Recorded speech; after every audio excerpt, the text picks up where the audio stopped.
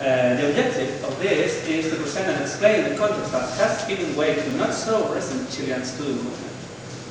Under a neoliberal economic system consolidated since more than 2 decades ago, considering 3 axes of analysis: sociological, political economic, and transversely, a global perspective in order to reach some questions about these coordinates. I think that also the methodological approach gives us a related framework to understand the phenomena as a whole. Maybe there is not clear in the paper a basic thing to the debate. This is what is a neoliberal policy in education. Maybe we can argue that a neoliberal policy in education is defined by giving to private a protagonist role in the educational system. Also, we can argue that neoliberal policies is to design a model of redistribution of funds characterized by centralism, empowering local administrations, or making part of the game to the banks as a source of financing with loans under soft conditions for students and their families. All these sentences are present in the Chilean case. There are other important considerations. Some are explicit in the paper, and others are not necessarily explicit, although these are important too. I'm going to present mostly some relevant data that complement the context of the paper. First, in a historic perspective, we can see many changes in the Chilean educational system determined by the political context, from the feature state of the 60s to the current unequal system. The bigger private system in the world, that's it. And most expensive too in relative terms. To understand this, I think there is not enough with a local review. It is necessarily a global perspective. Why? Because the structure of the Chilean state, as occurs with other countries of Latin America, have been strongly determined for external relations in the recent history. This affirmation doesn't mean that it's a problem of historical dependent discussion, but there are some facts that we can avoid.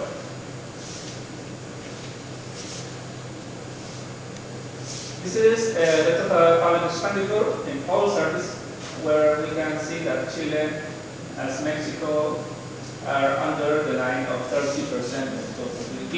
That gives us a vision of the state capacity. And this is the total public expenditure on education as percentage of total public expenditure. And in the case of Chile, it's over 70%.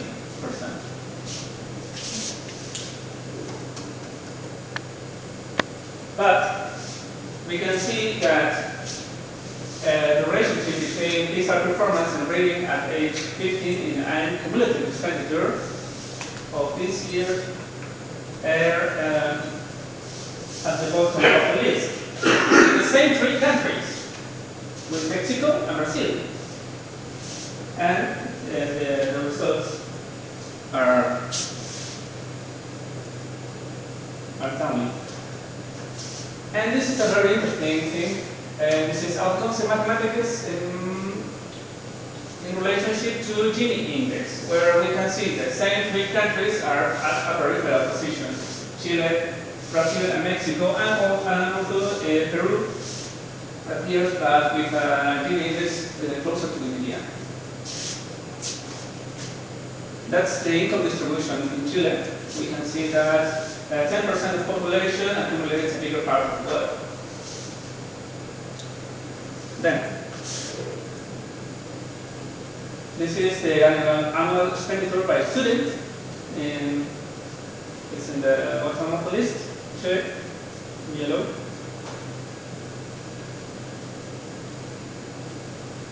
But there is another interesting thing and suspicious. Chile, it's if we take into account the public expenditure and the private expenditure on education, it's in the highest of the world.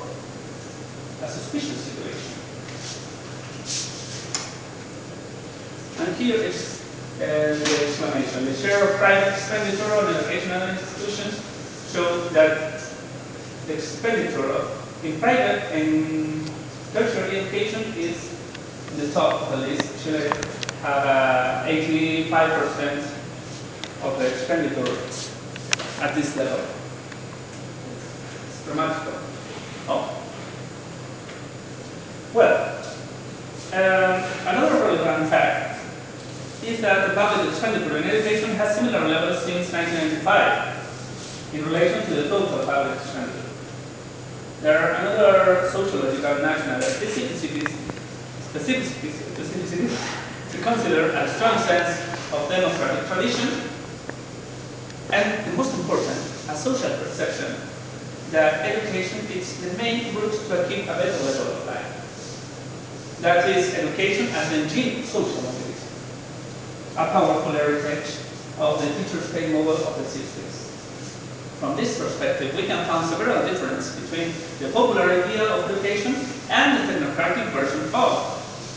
From the official point of view, education is conceived as a source of private wealth. And secondly, as a right of population. One is always the other, and this is not proselytism, this is established in the Constitution. And this is the main example of a neoliberal policy. At this point converge some forces in tension that explain the scope of the social demand. First, the state capacity is insufficient to generate a more equitable scenario.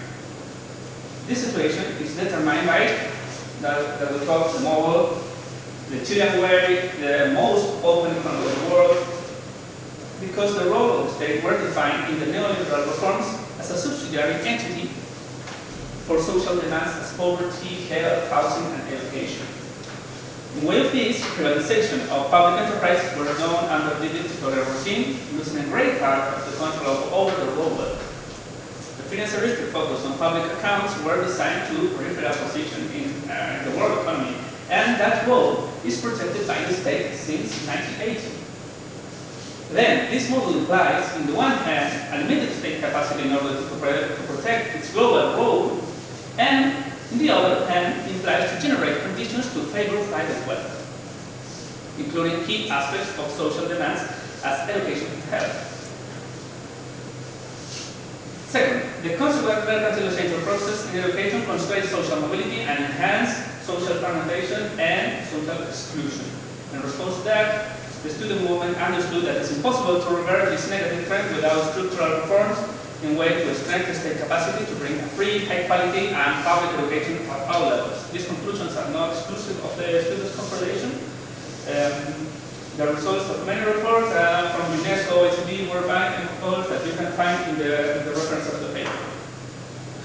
Thus, the question into the system is deep, and it is called to whole role of the state, whose legitimacy was strongly down the last years. And due to this, the student's proposal is mainly to make a structural reforms in order to generate a new paradigm of the role of the state through a tax reform.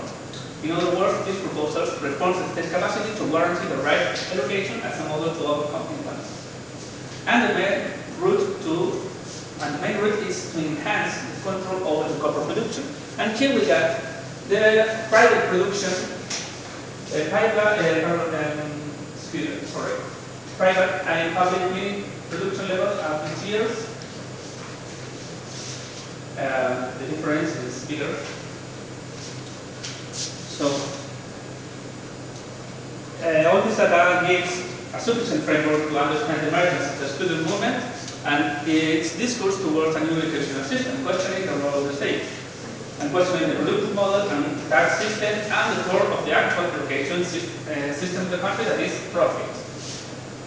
Globally, it could be argued that there is many facts in tension if we understand the global economy as a whole, where the core element development is capital for the countries of the nations.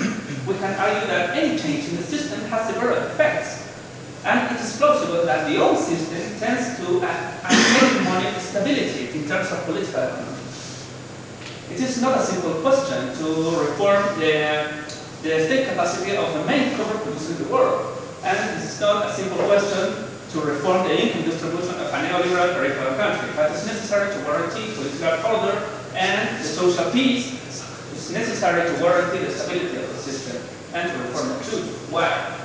Because the productive paradigm is changing with the knowledge economy. And there is not possible return, as occurs with the copper production and non-renewable resource with reserves for only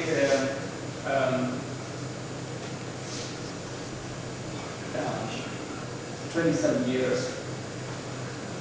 Due to this, I say, in this conclusion, I say that it's an historical dilemma to this country. It's an opportunity to generate a better model of society. As Vilaseca Torrent said in the book, there is a mismatch between the model and the reality. There is several tensions between society, citizenship, development, global development, territory, and wealth distribution. Now we can reach some questions about the effects of the phenomena. Will we success the student movement in order to make possible the structural change that the people expect? What kind of effects will have this phenomenon in the region? If the Chilean state adopts a new model of development in the long run, it could be more egalitarian. What kind of models are possible? These are some of the questions that we can find. Among others, interesting issues, as I hope that private smoke appears more early than later. Mayotte says that the Chilean model is ended. My perception is, if he is right, that's like the Nietzsche's sentences, God is dead. That's similar with the peripheral neoliberalism, but has died at success. Thank you Thank you very much, David. For your presentation. Probably the person